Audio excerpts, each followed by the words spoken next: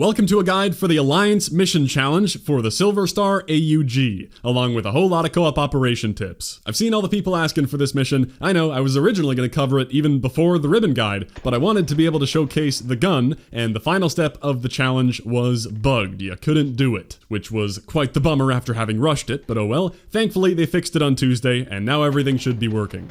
This is a very unique mission since it all takes place in Special Ops co-op operations. Yep, the hated, neglected child of modern warfare. To know what you're getting into, if you haven't set foot in an operation since the early days, well, it doesn't suck anymore. There are far fewer bugs to worry about. It even tells you on screen when you hit a checkpoint, and they made them a lot easier, like less enemy spam, much weaker juggernauts, which I guess is good and bad. I would have preferred the difficulty options to appeal to the wide range of skill levels out there and preserve the crazy challenge it used to be if you want it. But this is fine. There is still some difficulty while being a lot more reasonable than it was at launch. If there were any cool replay incentive whatsoever, I'd actually call it a fun and complete mode. Like doing this mission challenge I thought was fun. To get into advice then, here's what I'll call the general co-op class setup. Consider this to be the starting point. If we need to use something else for a challenge, it'll just be a modification of this class. You've got the most important thing here, the riot shield. I would never want to go without it. It feels like a superpower. It protects you very well from behind when you're running around. If you're ever in trouble, you can swap to it and take cover in a corner to heal up. You can use it to reposition, to get close to people, to revive teammates with it on your back. It is the key to easy co-op gameplay. 100% recommend running the shield. Then you'll be needing overkill to have a good ranged weapon, which for me is the PKM. It's been the co-op standard for a long time now. May as well run a green laser since you aren't fighting players. And the other key thing is the 200 round belt. This combos perfectly with the ammo munitions boxes you'll be finding in game since they fill directly into your mag. Same with the team stopping power rounds activated by an assault player. That means if you play your cards right, you may never have to reload at all. If you aren't finding ammo boxes and you do have to reload, well, ammo still won't be a problem since a lot of the enemies often have PKMs of their own and you'll be resupplying off them.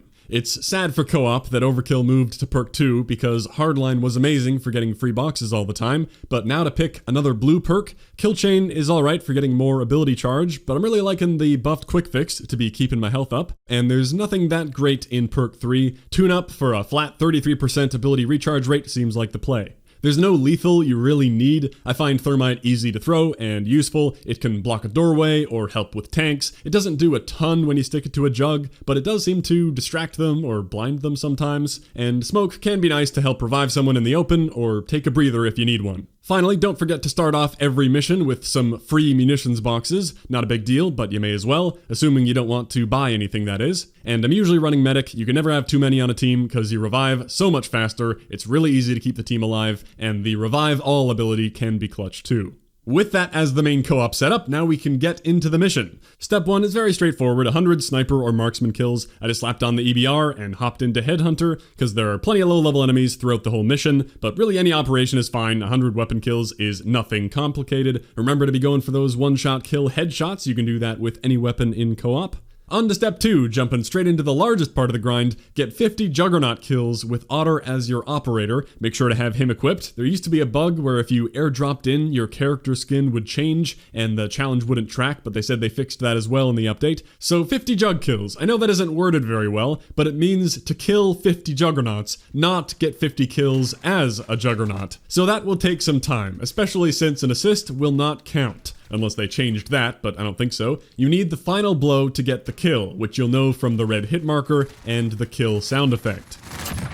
Which is a bummer for a co-op mode to be encouraging fighting with your team for kills, but let's get into the best ways to get this done. I tried a wide range of things. First up, picking the Engineer class for the passive armor piercing ability will help you deal more damage to them. Things are hard to test in Spec Ops, it's not like I can jump in a private match, but from what I could tell, it seemed to be a significant buff, somewhere around 40% more damage. Even if I got that wrong, and it isn't actually that good, it's no big deal to be running Engineer over Medic. There's also the Assault player's stopping power rounds, but that's an ability you only sometimes have available. The passive is totally the way to go. Plus, a teammate could use their stopping power rounds, and then you have both. You could also buy streaks to help you, like having your own jug suit makes it extremely easy to fight back. Predators and AC-130s could easily take them out, but they do take time to call in, and it can be hard to know which dot on the map is a jug. I'll be making my recommendations, assuming you're not going to be buying anything, because you really don't need to, but it's your choice. Option 1 is just sticking with the PKM so that you have an easy to use, comfortable setup. It can kill a jug fairly easily. It seemed like it took 50 to 70 shots. Juggernaut health is nowhere near where it was at launch, where he could eat up hundreds of rounds coming from your whole team firing at once, so the PKM isn't bad. The only problem is that if other people are firing on the jug at the same time, since your damage per shot isn't anything crazy, it's kind of like a coin flip who gets the final shot and the kill credit. So maybe you want something with higher burst damage, and that's where the other option comes in, a shotgun. Really any shotgun works. The Origin is very convenient with the 25 round mag, and I do prefer to give up my PKM rather than give up my shield. The shield is just too good, it saves me way more than I find I need to swap to a long-range gun. Plus you can use the shield to help you get close to a Juggernaut to use the shotgun. The Origin seemed to melt the jug in 9 somewhat accurate shots without the Engineer class, and only 5 shots with Engineer. At least it looked like both those jugs were fresh, uninjured spawns. So that's an easy way to take one down, and then after you get the kill, to make the strategy complete, I'd highly recommend picking up their minigun. That's going to give you your ranged capabilities back, and it also shreds jugs incredibly effectively. The best thing about it is that it's like picking up a temporary upgrade, like a third weapon. You don't drop anything to take a minigun. When you swap weapons again, you just drop it on the ground and go back to your shotgun and riot shield. So that's fantastic. You get over 300 free rounds to burn through. You can easily find enough Juggernauts to keep chaining together miniguns, and you never need to go back to the shotgun. So then we come to finding the Juggernauts. As you can tell by all the gameplay, I had the best time on Crosswind. I think of it as one of the most Juggernaut-heavy missions, while also being pretty compact. There isn't a lot of running and super open areas. It doesn't take too long to complete. I think it's good all around. Second might be Brimstone for also being fairly jug-heavy, but I think there are fewer available, and I don't like how they're spread out. I find the objectives are more out in the open and annoying, so you may have your own strategy on a different operation. That's totally fine. There are plenty of ways you could go about this. I'll explain the route I took on Crosswind and show why I felt it was pretty efficient. Off the start, I always run into the parking garage and down the left hallway. Almost every time I'll run into a spawn there, either from the long tunnel or coming down the stairs. I can take him out in close quarters, no problem, and take that minigun. Then it's up the stairs to work on the objective. You'll run into 1 to 3 more Juggernauts who come to attack while on the objective. Sometimes they don't chase you down very well. If it seems really quiet, you could have a look around in the bottom of the parking garage. You might find one walking around. When you're done with that, you may as well grab stuff from the airdrop crate. If you get something like a jug suit of your own, that'll make it easy mode for fighting jugs and everything else. Then you'll move across to the second objective in the terminal to sit by another hacking thing, and you'll run into another 2 to 4 Juggernauts here. Again, you can use your shield to get close and shotgun them if you don't have a minigun at the time. So defend that objective and be on the lookout for the jugs that will come at you from the left hallway and from down the stairs on the right. One thing I'll add is that sometimes when they spawn from the bathroom down the left hallway, they can get a little confused, as if they maybe don't path to you properly. So again, if you don't see many Juggernauts and things are a little too calm, maybe have a look around in the area. You might find a Juggernaut surprise. There's 2 more easy kills for the challenge hiding in the bathroom. What a hilarious contrast to what these things were like at launch. I sometimes still get comments on the old Spec Ops criticism videos where people are like, "Wow, you're terrible, dude. What do you mean these are hard?" Yeah, I know, come on man, you know things can change in 4 months, right? I'm just talking to show more jug examples, because I recorded quite a few of them. Oh well, you get the point. When you finish that objective and head out onto the tarmac, don't rush to hop in a car and drive straight to the plane. If you turn around or hang out near whatever storage shed thing this is, you can actually usually find a secret bonus Juggernaut who will spawn in this area at some point. He can take a while to appear, and maybe not every single time, because things don't always happen the same way, but this was pretty repeatable for me. May as well wait and check for that dude. Then you continue down the runway to the plane, do the fun plane section. There will be 1 guaranteed Juggernaut in the same place every time when you breach this door. Your whole team will usually be gunning him down, so you may not get the kill credit, but with a shotgun or minigun, your odds are pretty good. One time my whole team just ran by the dude and left the kill to me. Cool, thanks. When you jump out of the plane, if you picked up that Jug's minigun, it'll make you drop it. If you want it back, you'll have to fall straight down, which might be worth it since it should be nearly full on ammo. You just gotta walk a bit to the LZ, but your team will be busy fighting the helicopter you have to shoot down anyway, and the minigun can help finish that thing off. Or you could fly straight to the LZ and ditch the minigun, as long as you don't try to big brain it like I did one time and fly straight to the end of the mission with the core. You do actually have to land at the LZ to activate that part of the mission, sadly. Finally, you'll be fighting through the scrapyard section of the boneyard map here, and you can run into another jug here. Look at how useful that dang shield is. It's like I'm immune to all damage. If you wait around defending the helipad long enough, there might be a second jug spawn, but I couldn't find a concrete clip of that, and then the mission is over. So that was about 10 to 12 potential juggernauts throughout that mission, and they're spread out in every single objective. There are a bunch to fend off at the 2 hacking objectives, and then 3 to 4 more you can find when running through the faster part of the mission to the end, which I like because I didn't want to recommend killing a couple and then quitting, which is not only a dick move. With the time it can take to find a co-op match, there's no way that would be faster. Plus, you may as well stick it out for the battle pass progress and completion XP. So that was my Crosswind route. I got a pretty consistent 7 to 10 per run after I got a feel for where they'd all be coming from. I feel like I could be forgetting some details I wanted to add since I did this a couple weeks ago now, but it couldn't have been important. I think that should give you a good game plan for taking out those 50 jugs. Again, Crosswind isn't the only option. You can mix it up. You can find jugs just about everywhere. Up to you. Okay, it all gets easier from here. Step 3, execute 20 finishing blows. It can be tricky to get behind these guys. They're very good at turning to face you. To get around that, you don't need to pack anything fancy like a bunch of stuns and grenade crates. Just gotta have your trusty shield with you, give them a bonk, get behind, hold melee, and repeat. Bonk, walk behind, easy peasy. I was doing this on Operation Harbinger. It's another one like Headhunter where there are plenty of low-level enemies off the start. You don't even need to go anywhere right away in Harbinger. They just keep coming in these close quarters houses while you're looking for intel and cash, so that worked perfectly. Step 4, destroy 10 tanks. Speaking of Harbinger, they do drop a few tanks on you in that intro section that are easy to destroy by shooting out windows, but there's one clear answer to this challenge: Operation Strongbox, the bank heist one. Right off the start, there will be 5 tanks rolling around in the streets for you to pick off. If you wanted to buy Predator missiles or an AC-130 to bring in, you could kill them all that way, or just run the old PKM and you can destroy one in about 150 rounds. Then you can toss down an ammo crate to refill that and move on to the next one. I tried bringing a launcher, but that wasn't even much faster. You can also find launchers on the bank roof, but you don't need them. And there is a free Predator missile tablet off to the left side here. You could use that for one tank, as well as there being tons of munitions boxes you can search for streaks to help you. You got tons of tools to take out these tanks. Doesn't matter how you do it. That step is a breeze, unless maybe your whole team is trying to do the same thing. Then Harbinger might actually be better, but unlikely. Some other missions have some tank sections too, but usually pretty deep into the mission. I know Headhunter gives you an AC-130, but someone else could take that, and then you would have invested a ton of time for nothing. You can't beat Strongbox for convenience. Then you're on to step 5, 50 Precision Airstrike kills. Here, it totally makes sense to buy some airstrikes to take into the mission, but you still don't need to. You can find plenty of them. Like, I should have left a free slot to pick that one up. Oh well. I tried Harbinger at first, but there really wasn't enough to scavenge. I ended up playing Kuvalda for this for a couple reasons. One, I figured there'd be good clusters of enemies spawning in that base with not much cover above them, but that's not very unique to this mission. So reason 2, you complete lots of objectives fairly quickly, and each one will drop another one of those big care packages with 4 things inside. On other missions, it can take a while to do an objective that earns a crate,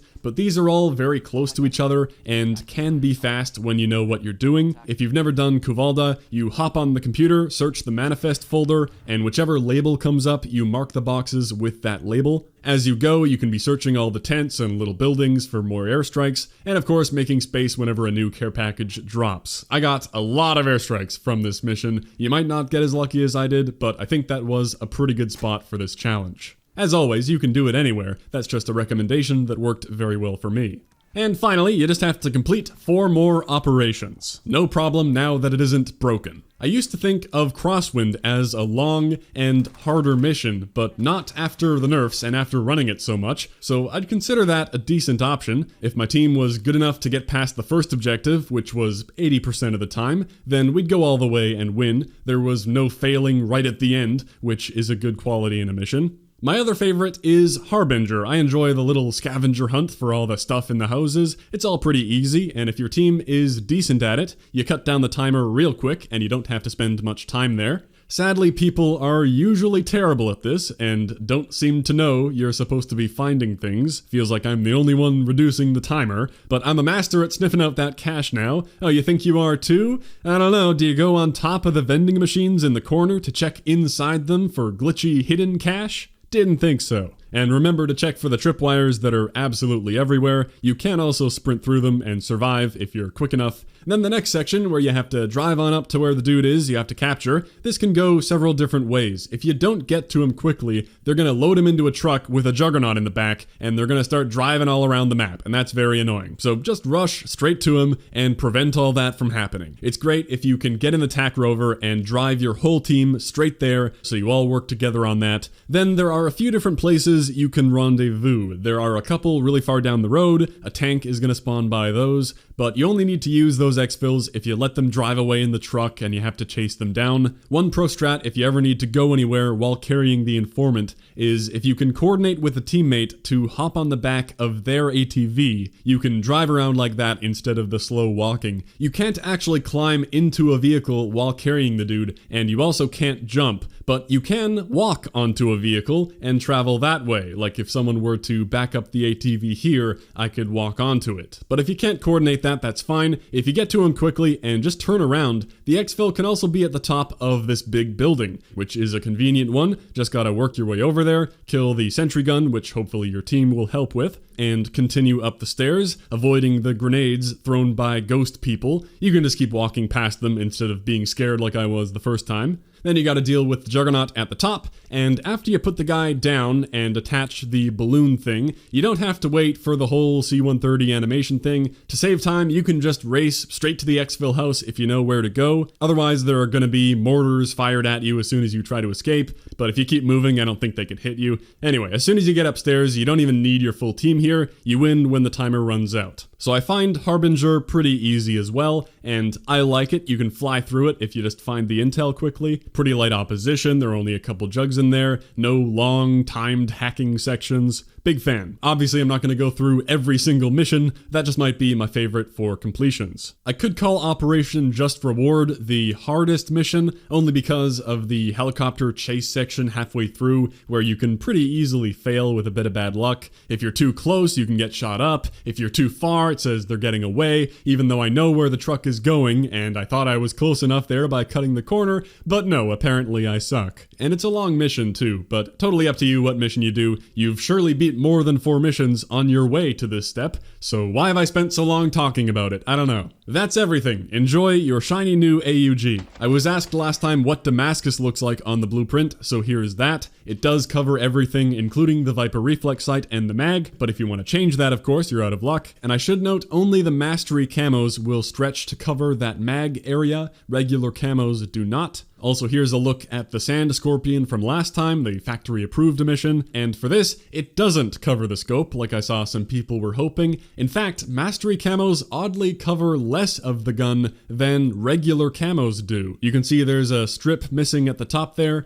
but not with a normal camo, which is odd. The Mastery camos almost always cover more area, like with the AUG we just saw, or the Pila is a really obvious example. You got whole big areas untouched by a normal camo, but it gets completely reskinned by Mastery camos. Back to the car, there's the same problem with the Sterling variant. You got that missing half. The default car is covered, and the long arm blueprint is your best bet for full camo coverage. It even covers the flip hybrid in camo if you want to use that thing. Actually not a bad choice, since it doesn't block the ability to reload with stripper clips like the sniper scope does. If you want a sniper scope, you may as well be using the Mark II, since the reload is one of the main advantages of the car. Okay, that's enough camo facts. Well, I thought it was cool to have a mission dedicated to the co-op operations. Now that they aren't a complete mess, it was cool to go through some of them with an actual purpose in mind, trying to complete certain challenges. Still a far cry from what I would consider a replayable mode, or what I had in mind for challenges and loot you could be grinding for. There would have to be a ton added to this mode for it to really stand on its own, and I totally get that I don't think it would be at all worth their time to do that. So fair enough, Like, I can't even say I really want that anymore, like a Spec Ops 100% or a camo to go for. I like a PvE grind as a break from multiplayer. It used to sound like a really fun idea, but my hype has kind of moved on, the time has passed. If they added a ton of Spec Ops grinding to do now, I think it would feel more like a chore that I don't know if I'd get into. Unless there were a really cool tie-in with multiplayer and Warzone where you got something for doing all three. I don't know. So I like the idea of the occasional co-op mission challenge. This was a fun reason to give these a go again. Maybe you completely disagree and you hated this because you only want to play multiplayer. In that case, you really don't need this gun. It's totally optional. There's another pretty good looking AUG in the Battle Pass too. Well, alright. Good luck and thanks for watching. I'll catch you next time.